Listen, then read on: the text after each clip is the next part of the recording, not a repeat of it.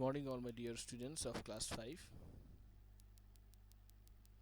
Let us start a lesson from Vyakarans, as you can see in the book, in the presentation. The name of the lesson is Sangya. Already we have started it in the Google Classroom. So let me give you one quick recap what we have done in the last class of Google Classroom. तो संज्ञा के बारे में हमने पढ़ा था। जैसे कि मैंने आपको बताया था, संज्ञा को अंग्रेजी में नाउन कहते हैं और संज्ञा का अर्थ होता है किसी भी नाम बताने वाले शब्दों को संज्ञा कहते हैं। जैसे कि मैंने आपको पिछले क्लास में मतलब क्लास 4 में आपको संज्ञा के बारे में बताया था। आज हम संज्ञा के बारे में जानेंगे, उसका किस तरह से उपयोग होता है और उसके भेदों के बारे में भी मैं आपको बताऊंगा। तो जैसे कि आप ये चित्र देख सकते हैं, इस चित्र में बहुत सारे बच्चे क्या खेल रहे हैं, क्रिकेट खेल रहे हैं। दो टीम आपस में क्रिकेट खेल रहे हैं। तो चलिए हम इस पैराग्राफ को पढ़ते हैं। पहले ऊपर दिए गए चित्र में भारत पाकिस्तान की क्रिकेट टीमों के बीच फाइनल मैच खेला जा रहा है।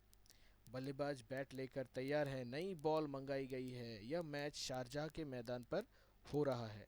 शारजाह संयुक्त अरब अमीरात का खूबसूरत शहर है जो दुबई के पास ही है। यहाँ के लोग भारतीय खिलाड़ियों सचिन तेंदुलकर, धोनी, विराट कोहली आदि को बहुत पसंद करते हैं। भारत से दूर यहाँ भारतीयता और अपनेपन का एहसास होता है। इस अनुच्छेद में जो रंगीन छपे शब्द हैं वे किसी न किसी का नाम बता रहे हैं। तो जैसे कि मैंने आप ये पढ़ा, इसमें कुछ रंगीन छपे शब्द हैं, मतलब लाल रंग से लिखे हुए हैं। जैसे भारत पाकिस्तान क्रिकेट मैच, बल्लेबाज बैट बॉल, शारजाह मैदान, संयुक्त अरब अमीरात शहर, दुबई, लोग, भारत खिलाड़ियों सचिन तेंदुलकर, धोनी, विराट कोहली, भारतीयता, अपनेपन। तो ये सभी क्या है, किसी न किसी चीज़ के नाम हैं। तो ये सभी नाम संज्ञा कहते हैं। तो देखिए, जैसे कि व्यक्तियों के नाम, प्राणियों के नाम है बल्लेबाज, लोग, खिलाड़ियों, सचिन तेंदुलकर, धोनी, विराट कोहली, ये सभी व्यक्ति के नाम हैं या फिर प्राणी। उसी प्रकार स्थान, कुछ स्थानों के नाम के बारे में भी लिखा गया है। जैसे भारत पाकिस्तान, शारजाह मैदान, संयुक्त अरब अमीरात शहर, दुबई। वस्तु के बारे में लिखा गया है, क्रिकेट मैच, बैट बॉल। उसी प्रकार भावों के बारे में भी लिखा गया है, भारतीयता और अपनापन। तो ये सभी नाम है। तो चलिए आगे देखते हैं क्या लिखा है।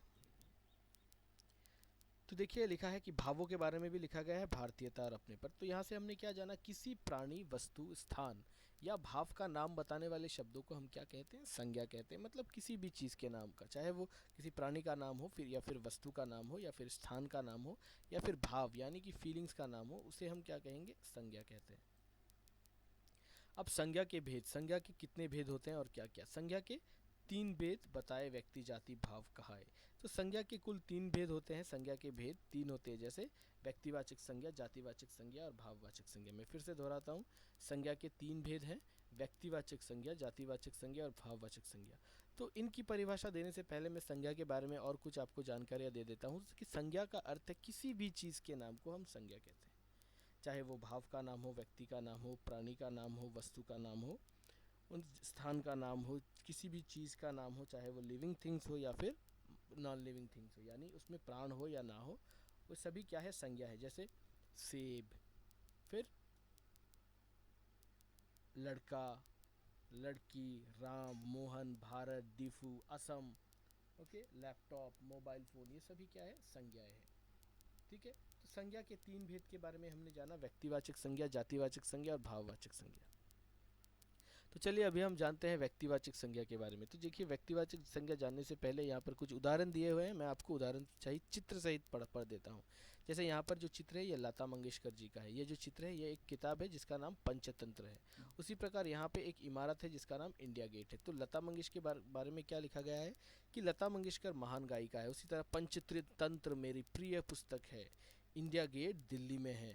इन वाक्यों में लता मंगेशकर, पंचतंत्र, इंडिया गेट और दिल्ली क्रमश एक विशेष व्यक्ति, पुस्तक, स्थान और शहर का नाम है। तो ये जो लता मंगेशकर, पंचतंत्र और इंडिया गेट और दिल्ली है, ये सभी किसी एक विशेष व्यक्ति, पुस्तक या स्थान का नाम है, यानी कि वह दुनिया में केवल एक ही है। तो ये सभी क्या है, व्यक्तिवाचक संज्ञा है। लता मंगेशकर, पंचतंत्र एवं इंडिया गेट दिल्ली, ये सभी क्या है, व्यक्तिवाचक संज्ञा है। क्यों? क्योंकि ये जो है ये किसी एक विशेष व्यक्ति, एक विशेष व्यक्ति, पुस्तक, स्थान और शहर का नाम है, इसीलिए ये व्यक्तिवाचक संज्ञा है। जिन संज्ञा शब्दों से किसी विशेष व्यक्ति, प्राणी, वस्तु या स्थान के नाम का बोध होता है उन्हें व्यक्तिवाचक संज्ञा कहते हैं। तो व्यक्तिवाचक संज्ञा किसे कहा जाता है, जिन संज्ञा शब्दों से किसी विशेष व्यक्ति, प्राणी, वस्तु या स्थान के नाम का बोध हो, नॉलेज हो, ज्ञान प्राप्त हो, उन्हें व्यक्तिवाचक संज्ञा कहते हैं। तो आज की कक्षा में व्यक्तिवाचक संज्ञा पर ही समाप्त करता हूँ। दूसरी कक्षा में मैं आपको जातिवाचक संज्ञा और भाववाचक संज्ञा में के बारे में ज्ञान प्रदान करूंगा। तब तक के लिए धन्यवाद।